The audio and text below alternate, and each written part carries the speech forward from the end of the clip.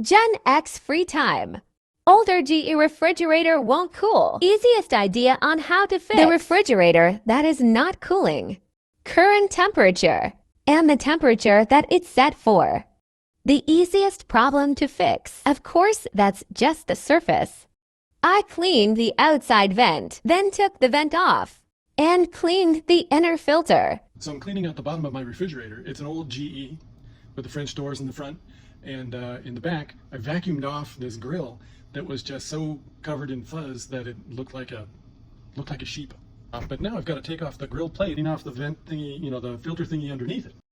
You'll need a $3 Target brush and a vacuum.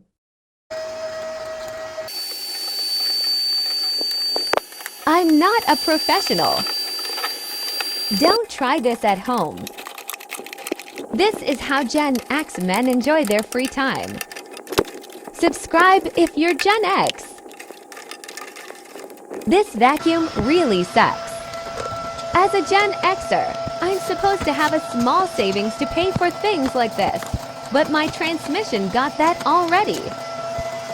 This is what this vent should look like. There's a section on the back I couldn't reach. The fan works just fine.